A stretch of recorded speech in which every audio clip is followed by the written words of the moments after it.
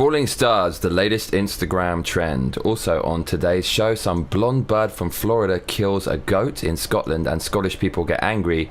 And bombs were sent to Hillary Clinton and Obama and CNN. I go by the name of Johnny Massacre and you're witnessing the Johnny Massacre Show.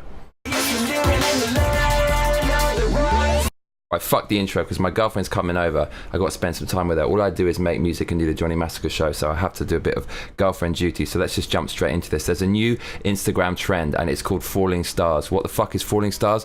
Well, it's what rich kids do to display their wealth in a kind of funny, random, novel way. So they pretend to fall out of a vehicle, a plane or a car, and pretend to drop all of their items. So here you go. This woman is basically doing a parody because all of her items are really shitty, including toilet roll, which is pretty apt for shitty items. This is the famous image, this woman falling out of a black car, and she has very expensive handbags and stuff, and she's displaying her ostentatious wealth. You see this image everywhere. Some nice ass there.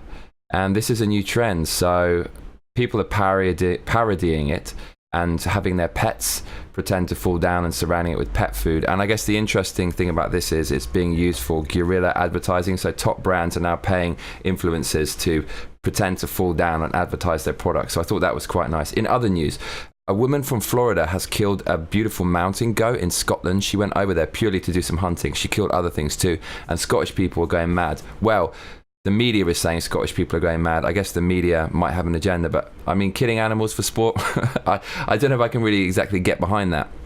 What I don't understand is you do get various beautiful blonde female huntresses going around the world killing these exotic animals. What is it with that? Because it's kind of a male pastime. Men love to go out and hunt, bring back food to the family, but you get these beautiful blonde women and it's very Instagrammable. But the weird thing is they always smile next to the animal and they're really happy because they've killed it. The woman in question, have a look. Her name is, what is her fucking name? Larissa. And when she killed it, she said, beautiful wild goat here on the island of Islay in Scotland. So Islay is where Scotch whiskey is made, the best Scotch whiskey. So I'm sure she had a few nice, neat Scotches after her kill. She's from Florida and she hosts a show on Canada's Wild TV.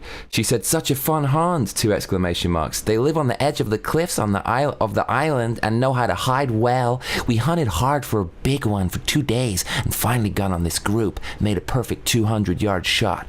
So she's boasting about her shooting skills. She's kind of trivializing it a bit, saying it's really super fun. And she tries to justify what she's doing by making it a little bit educational by saying they live here or they live there and whatever. And then there's all this backlash. Andy Murray's mum, the tennis player, super famous Scottish tennis player, lambasted her on Twitter. So this shit's going on. I've seen other ones as well where this really hot bird is killing elephants and shit in Africa. I'm not sure exactly what the point is. What do you guys think about hunting? Am I just being a bit of a bitch by complaining about it? I would quite like to go if I was shooting a bird. I think you can do it as long as there's a lot of them and they're not too majestic and you're prepared to kind of rip its head off, gut it and eat it yourself. Then I think it's okay. And finally, bombs were sent to Hillary Clinton and Obama and CNN. So there's a lot of shit in the media about this.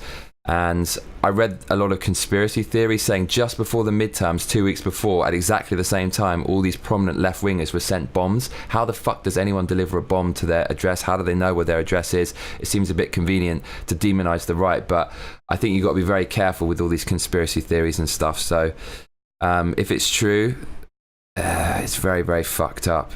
And whoever did that, they're stupid because it's just going to make people vote left. Because who's going to support a group that sends bombs to people and shit? So I don't know whether it's true or not. I think it's probably true, but I don't know. So that happened. And that's pretty much all the major news going on today. Also, Red Dead Redemption is out tomorrow. It's actually, I could probably buy it now because it's Friday in Japan. It's at 12:30 at night. And I could buy it now. Red Dead Redemption 2 is coming out. It's going to be the biggest fucking game ever. So yeah, hit me up on Xbox. Actually, I might buy that on PlayStation. My PlayStation name is Mariah Carey's Tits. MariahCareyestitz, I believe. So find me on there. Let's play some Red Dead together. Oh, one more. Okay, now we're going to talk about my life.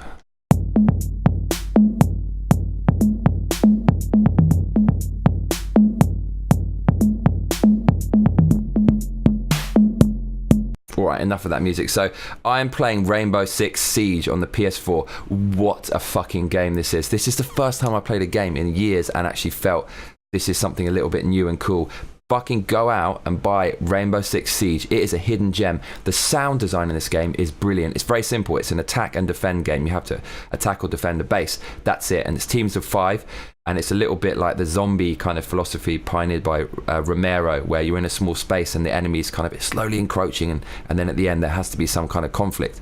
So there's a lot of tension, and there's so much in the sound. If you wear headphones, you can hear the footsteps from far away on different surfaces, wood surfaces, steel surfaces, giving you an idea where they're coming from, all these little sounds and drips of water and all kinds of things. You can shoot through walls. It's a very pro game. It's a Twitch game, as I like to call it. It's a pro game, and just brilliant fun. Every game I was playing, we're screaming and laughing. We just can't believe what's happening. You often go down to the last 2 players on both teams, and just it's very, very exciting. So I recommend Rainbow Six Siege. Also, I did a lot of exercise 2 days ago now, and that's the thing. When you exercise heavily, especially 2 days in a row, you're going to take a day off the next day. But then I've taken 2 days off, and I don't want to, but I was fucked. Sometimes if I exercise a lot, I would just crawl into bed like an injured animal, like an injured Scottish mountain goat after having been shot by a Floridian hunter, and I would just pass the fuck out and wake up hours later, hungry as fuck. I'll feast, hibernate, sleep, wake up, I don't know. So it's midnight now. I have well and truly thrown my early rising habit out of the fucking window, so fuck it. I've got an event this Saturday, Halloween party. I will just continue in the night mode. My girlfriend's coming over now. She hasn't come over yet. She's always late. I fucking get pissed off when she's late, but today I'm pretty happy she's late because it gives me more time. So as for the mailbox, I have a question from Nicholas Gustafsson. I hope I pronounced that right. And he said, have you tried the Manly reference cardioid mic? No, I haven't. I've tried their gold mic, which is their flagship model. It's quite expensive. It sounded excellent, very pro, very warm. It didn't actually fit my voice as well as some other mics. I have a very sibilant voice, and that has this, it kind of makes the high-end sizzle and pop a bit, so I actually went for a slightly different mic, but it was very good. As for the Manly reference, that's the classic mic. A lot of people prefer that even to the gold. It's very flexible and versatile, so I hear, and I think it's Manly's I could be wrong, but I think it's Manly's response to the microphone known as the U87. So I haven't used it, but anything by Manly is definitely worth a listen. I've spoken to Eve, who's the kind of CEO of Manly. She's a great person. They've got a great team. I've got an interview with them coming out pretty soon, so I love Manly. So of course I'm going to recommend their products, and for good reason, because they're the best products. And he also asks, what do I think of the Neumann TLM 103? So both of these mics cost around $1,500. So this guy is clearly thinking about buying one of these mics. I haven't used that mic either. I know Neumann has a very good reputation. I have used the Neumann U87, that vintage, and the newer models. They both sound very good. So I don't think you can go much wrong with Neumann. To be honest, I don't know much about this mic, but I know it uses the head of the U87, the classic mic, so it's probably good if it's using the head. But with any mic, you have to go out and try it. There is not one mic that fits all voices, although for my recording studio that I'm planning to open next year, the whole point of it is you only need one mic, and I chose a ridiculously expensive, versatile one, so I don't want to sound too hypocritical, but generally not one mic will not fit every voice, so you have to go out and listen to it, and you will know like that if it's good or not. The one bit of advice I'll give you is when you have a mic, you need a preamplifier going into your computer and DAW, your digital audio workstation, and the preamp you pair with your mic is so fucking important. I remember when I was wet behind the ears and I had some shitty mic with a great preamp.